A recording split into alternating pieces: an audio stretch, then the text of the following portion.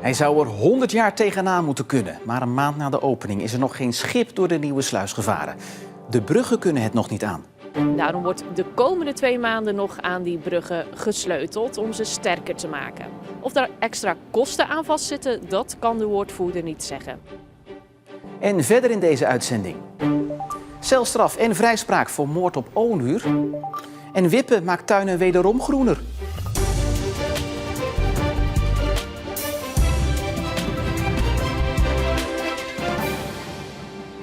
Goedenavond. Hij werd koninklijk en in het bijzijn van veel genodigden geopend.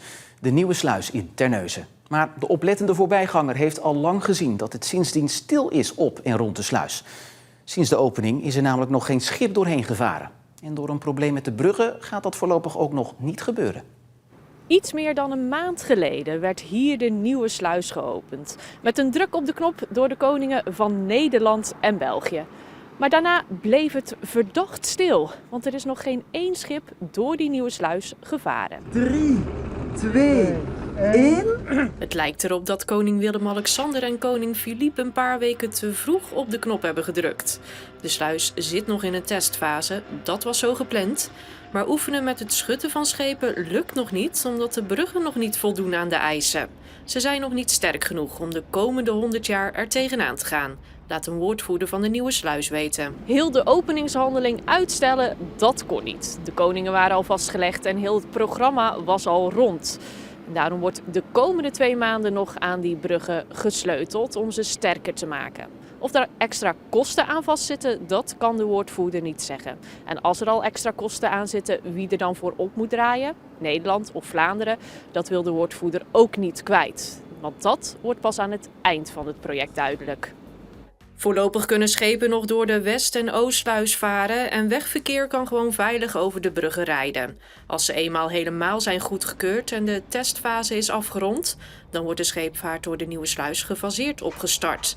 Maar op koninklijk bezoek moet dan niet worden gerekend. 5 gereformeerde kerken in Terneuzen roepen de gemeente op het evenement The Passion te annuleren. De kerken vinden het paasverhaal, waarin het lijden van Jezus wordt verteld, niet geschikt voor een groot tv-evenement. Het jaarlijkse evenement vindt ieder jaar op de donderdag voor Pasen in een andere Nederlandse gemeente plaats. Voor de komende editie is de keuze op Terneuzen gevallen. De grote zorgverzekeraars hebben hun premies voor volgend jaar bekendgemaakt. Bij CZ, de grootste in Zeeland, stijgt de premie voor de populairste polis met €14 per maand. En daardoor wordt de maandpremie zo'n €160. De stijging is in lijn met die van andere zorgverzekeraars. De verwachting is dat de premies de komende jaren blijven stijgen, omdat steeds meer mensen zorg nodig hebben. Een van de 2 Middelburgers die verantwoordelijk wordt gehouden voor de dood van Onur Baklan is door het gerechtshof in Den Bosch in hoger beroep vrijgesproken. Zijn medeverdachte, de schutter, moet wel 12 jaar de cel in. Onur Baklan kwam om het leven nadat hij in januari 2022 werd neergeschoten op sportpark Het Schengen in Goes. Een uit de hand gelopen ruzie over erotische foto's van ex-vriendinnen zou de aanleiding zijn geweest. In 2023 veroordeelde de rechtbank in Middelburg de 2 Middelburgers tot 15 jaar cel. Verslaggever Rick Bolt heeft voor ons die hoge beroepszaak gevolgd bij het gerechtshof in Den Bosch. Ja, Rick, het draaide vandaag vooral om 1 zinnetje waarin opdracht zou zijn gegeven om Onur neer te schieten. Waarom is dat ene zinnetje zo belangrijk? Ja, het is dan vooral de vraag of er dus inderdaad opdracht is gegeven om Onur neer te schieten. Volgens de OM zei de jongste verdachte na afloop van de vechtpartij tegen de schutter: "Wat doe je? Schiet hem." En daarin ziet het OM een duidelijke opdracht om Onur neer te schieten. Maar het Hof ziet dat nu anders. Het Hof heeft niet bewezen geacht dat de medeverdachte tegen de schutter voor het schieten zou hebben gezegd: "Schiet dan." Dat zou de opdracht zijn. Dat heeft het Hof niet bewezen geacht, omdat er eigenlijk maar 1 getuige is geweest die dat zo heeft gezegd. De camera die ter plaatse opnames heeft gemaakt van de sportschool aan die parkeerplaats, die heeft wel uitroepen opgenomen rondom die schietpartij, maar niet deze uitroep: "Schiet dan." Dus dan heb je maar 1 getuigenverklaring. En dat is te weinig om aan te kunnen nemen dat deze medeverdachte de schutter voor het schieten zou hebben toegeroepen: "Schiet dan." Ten overvloede heeft het Hof gezegd: stel dat je dat wel zou hebben kunnen aannemen, dat dat wel bewezen zou worden geacht, Dan is het maar de vraag of je zou kunnen zeggen dat deze enkele uitroep naar die schutter toe van schiet dan voldoende zou zijn om hem strafrechtelijk, juridisch, als medepleger aan doodslag te kunnen bestraffen. Ja, Rick, vrijspraak voor de een, maar de schutter is ook tot een lagere straf veroordeeld. Waarom is dat? Nou, omdat het Hof nu oordeelt dat hij alleen heeft gehandeld, dan valt zijn straf dus een stuk lager uit, omdat hij niet wordt veroordeeld voor medeplegen. En zijn straf is dus nu 12 jaar cel. Ja, hoe reageerde de familie van Onur op deze uitspraak? Nou, 2 weken geleden was de familie nog erg tevreden met de eis die toen werd neergelegd. En hadden ze er alle vertrouwen in dat de rechters met een goed oordeel zouden komen. Ja, de uitspraak van vandaag die komt toch wel als een klap voor de familie. Ze zijn ook boos en teleurgesteld. En vooral de lagere straf voor de schutter, ja, dat doet erg veel pijn bij hen. En daardoor is het ook voor hen erg lastig om dit nu af te sluiten. Ja, is met deze hoge beroepszaak de zaak nu ook afgerond?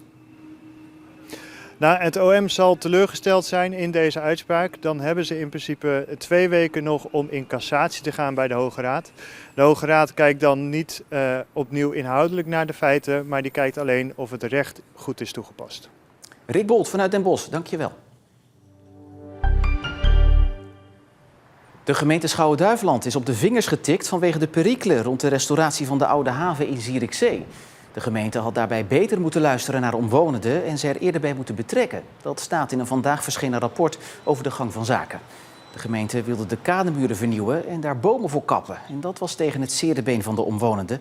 Na jaren kregen zij gelijk, waardoor de bomen konden blijven staan. Ik denk dat dat ook de grootste les is die daarin zit. En ook wel interessant voor onze organisatie, omdat we daar ook als ontwikkeling op dit moment al op inzetten en verder op in moeten zetten. De gemeente is naar eigen zeggen al volop bezig om een herhaling te voorkomen en dat inwoners dus eerder en beter worden betrokken bij projecten. Zeeland krijgt 47 miljoen euro van het Rijk om bestaande natuurgebieden te versterken. Dat het Rijk hier geld voor uittrekt was al bekend, maar nu is ook duidelijk hoeveel Zeeland daarvan krijgt. Het geld is bedoeld om natuurgebieden die kwetsbaar zijn voor stikstof te herstellen. De provincie is blij met het geld, maar niet verrast omdat het min of meer al was toegezegd. Honderden tuintjes en straten zijn het afgelopen jaar weer een stukje groener geworden. Dat komt door het NK Tegelwippen, waarbij mensen worden gestimuleerd om hun tegels uit de tuin te halen en te vervangen door bomen, planten of ander groen. In totaal verdwenen in Zeeland het afgelopen jaar ruim 115.000 tegels. Op het eiland hebben wij er op dit moment ruim 6000 al gewipt. Dat is best wel veel. Als je dat even verspreidt over het inwonersaantal van 35.000. Ik denk dat dat een hartstikke mooi aantal is. Het is natuurlijk een fantastisch initiatief. Het is Nederland breed, zeg maar.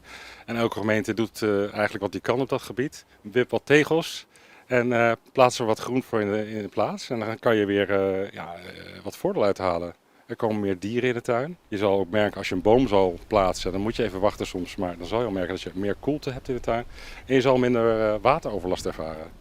Dus ik noem maar gelijk al de voordelen die je hebt als je wat tegels eruit gaat halen. Dus dat NK is gewoon een heel mooie kapstok om te zeggen van aan de slag in je eigen tuin. Deze stadstuin in Hartje Zierikzee is van Erik van Uffelen. Oh ja, hier zit een salamander. Zijn tuin zit vol met leven.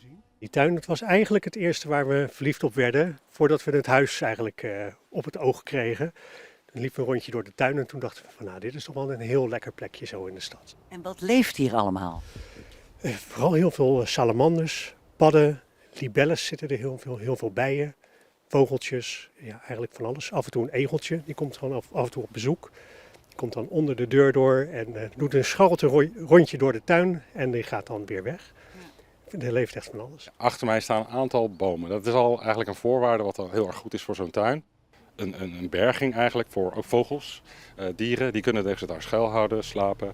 Maar ook voor jezelf. Ik bedoel, als jij ergens lekker de koelte en schade wil opzoeken, dan kan je er echt daadwerkelijk onder gaan zitten. Nou ja, ik raad iedereen aan die een beetje ruimte heeft om wel een boompje of een boom neer te zetten. En daarmee natuurlijke schaduw te creëren. Zo'n natuurlijk verwilderde tuin moet je natuurlijk wel onderhouden. Het is nog best wel lastig om het natuurlijk te houden zonder dat het te wild wordt. Dus je bent er toch wel af en toe een avondje mee zoet. Niet iedereen heeft zo'n grote tuin, maar een postzegeltuintje kun je ook vergroenen. De neiging is soms bij mensen als je een klein tuintje hebt om alles maar te betegelen.